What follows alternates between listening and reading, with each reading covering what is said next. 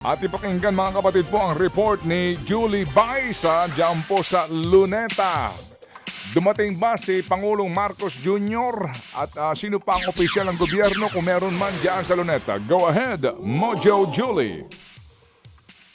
Yes, Manang Ted, ngayong Independence Day, may panawagan nga si Pangulong Bongbong Marcos sa publiko. Maging mapanuri sa katotohanan, lumaban ng patas, at isulong daw ang interes ng lahat. Pinangunahan ng First Family ang mga aktibidad na bahagi ng 128th Philippine Independence Day celebration. Kabilang nga dito, yung flag raising at wreath-laying ceremony sa Rizal Park at ang military at civic parade sa Quirino Grandstand kanina. Sa talumpati, sinabi ng Pangulo na pagkakaisa raw yung susi, Manong Ted, para makamit ang kasarilan.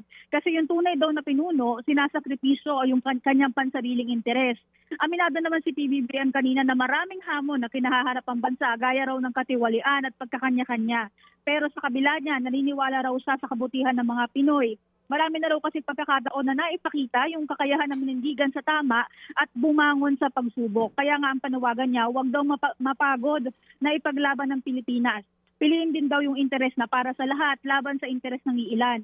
Manong Ted, bukod nga sa First Family, present kanina sa selebrasyon yung ilang miyembro ng gabinete, maging sina House Speaker Bogie D at Senate Pro Tempore Win Gatchalian. Makikita rin kanina sa pagdating na bahagyang nagbatian ang Pangulo at saka sina Gatchalian. Ganun din, sina D at Gatchalian. Manong Ted.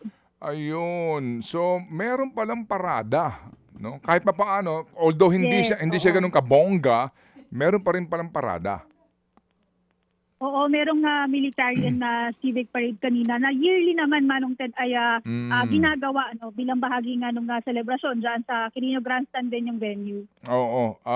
Si Martin Romualdez ba yun nandun? Kamukha lang. Parang wala, ano?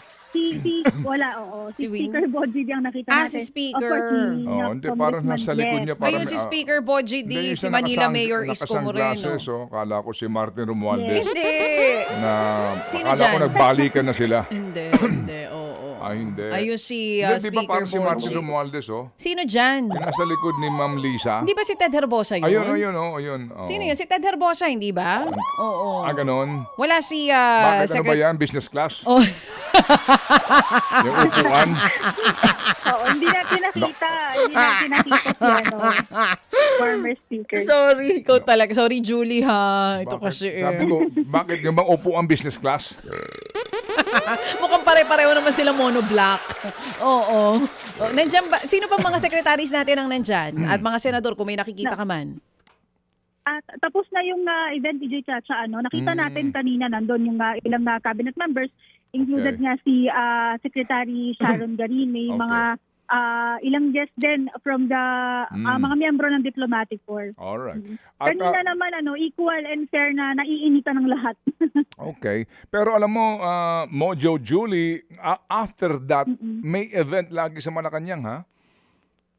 Oo, merong gandunor mamayang alas 5 ng hapon. Pero kung public event ng Pangulo, wala nang ibang schedule for today.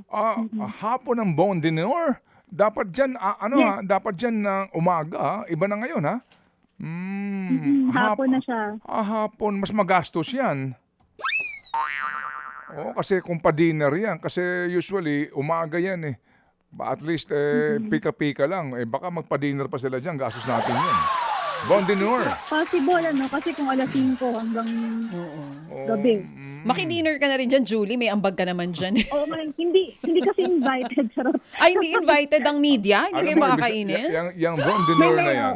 Ano ulit tawag? Bon Dinner. Von Denor. Ayan. Gandunor, yes. Ano yan? Yan yung pagsasama-sama ng mga kinatawan ng iba't ibang mga bansa. Yung mga ambassadors. Yan magbibigay pugay sa presidente kasi nga araw ng kalayaan. Yun. So nagbibigay sila, kumbaga, ng pagkilala, honor sa ating panguluhan at sa bansa. At yan. Mabanggit ko na rin pala At yan, definitely. kasi kanina. Julie, definitely, may wine yan. Apo. May wine. Hindi natin alam lang kung meron na namang hahawak ng wine na magnimistulang waiter. Nalala mo yon, Julie? Yes. Di ba yung nagmistulang tagahawak ng wine? Yung naabot. Sino to? Kanina, magkakatabi na rin sila sa upuan kanina eh. Ay, ang Sino? Sa Hilera doon yung Oo. first family with Speaker D at saka si Gatchalian. First, Wala si Escudero. wala si Cheese ngayon? Wala po. Oo. Wala. So, ang nandyan, si Senator Win Okay, Gatchalian. sige. So ano yung Yes, ano Senator kamo yon, Win. Julie? Gusto mong banggitin? Oo.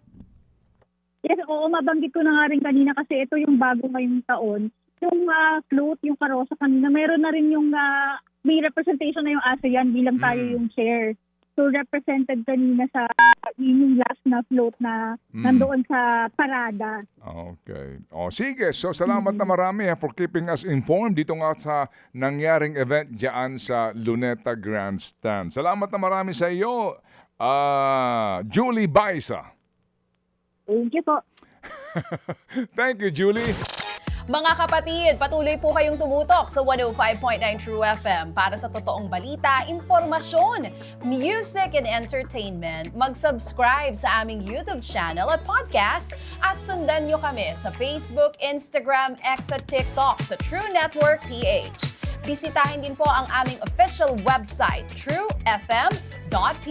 At panoorin din kami sa True TV Signal, Channel 19. Kami po ang 105.9 True FM. Laging true sa'yo, kapatid.